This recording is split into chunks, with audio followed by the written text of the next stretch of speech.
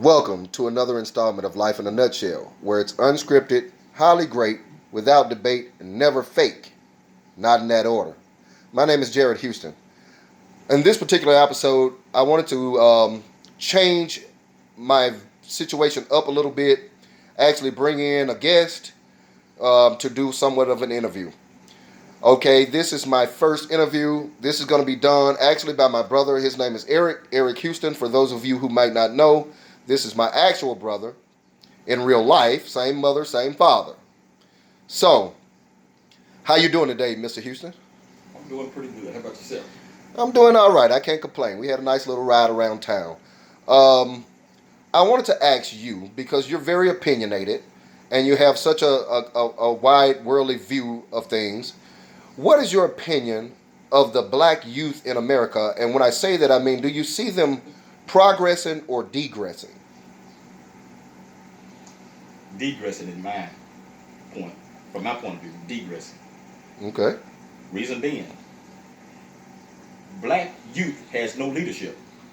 And when you do get some leadership, so-called leadership, Obama, just throwing his name out there because he's one of the main leaders from recent,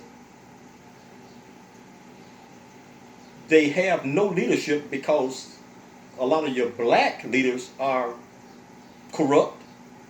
You see a lot of that over in Africa. But a lot of the leaders are corrupt. A lot of leaders are focused on religion.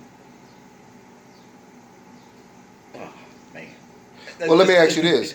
Let me ask you this because we both black and we grew up in a black city.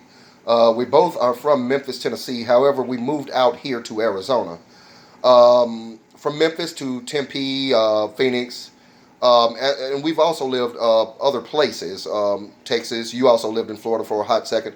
When you think about back home, and you think about because every place has a different creed or a different culture, people like to say that. I don't know if I necessarily agree, but when you think about back home, do you see a difference in the creed of the social life there in Memphis, or as it was in Memphis, as opposed to out here in say Phoenix?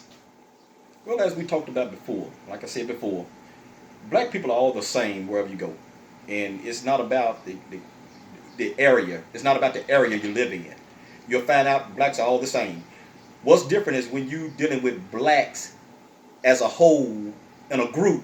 When I say a group, I mean like a city of black people. You'll find out they all the same. What difference in Arizona? You don't have a city of black people. So when you're talking about a pocket of black people, you see differences.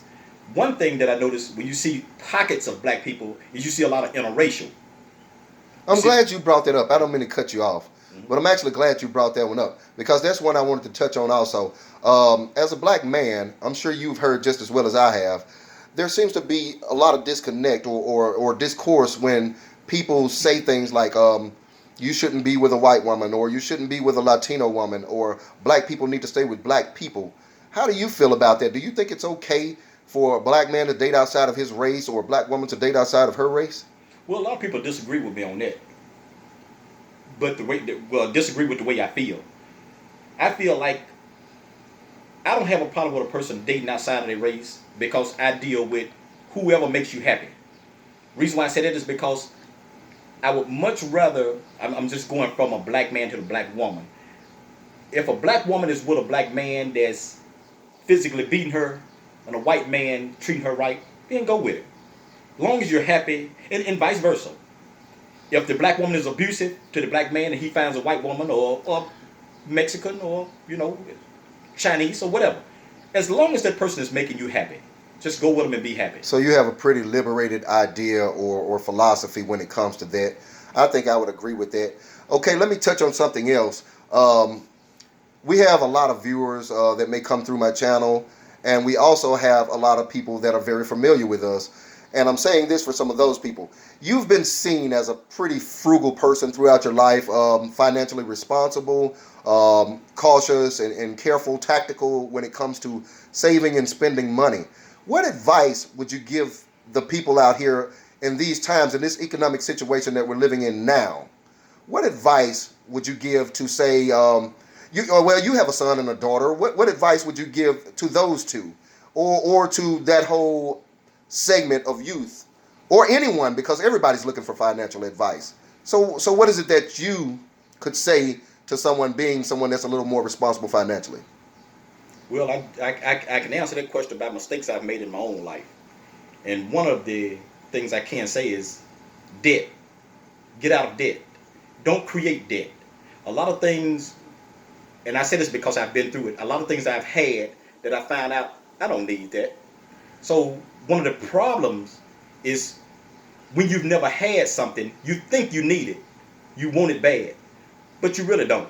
It don't take much for me. I've been able to save pretty good. And of course, in the process of building a home and all that. And of course, out of pocket, because I see it, no debt. You don't want debt. But that's the advice I could give most young people. Don't create debt. That's your main thing. Don't create debt. I would agree with that. I would say the same thing. I just think it's unfortunate that far too often we have to learn from our mistakes, and I think that that's something that we struggle with as a people because, as you and I talk about a lot, we're coming from a culture of people who've never had anything, so you get your hands on a little something, and like Juvenile said in that song, acting like a nigga that never had shit, Mm-hmm. So I mean, it's trial and error with that, but it's unfortunate that a lot of us won't even ever see or get that opportunity. But I totally agree with you on that. Is it anything? We're going to do more of these videos. I might bring my brother in as a guest again. I'm just getting him a little bit more comfortable doing this. But for all of our family and friends back home and around the nation, is there anything you would like to say or give a shout out or tell them to like my channel? Life in a nutshell. Life in a nutshell. Like, subscribe. And what is the other one that they say? I know there's 3 of them. Hit that like button. Hit that like button or something they say. But that's pretty much it. Like, subscribe. Holla at your boy. What's up to all your people in Memphis? Our cousins that are scattered throughout the country. This has been a very interesting one. We're going to come to you again. We're going to bring you more content, more commentary. We're thinking about changing the venue from time to time.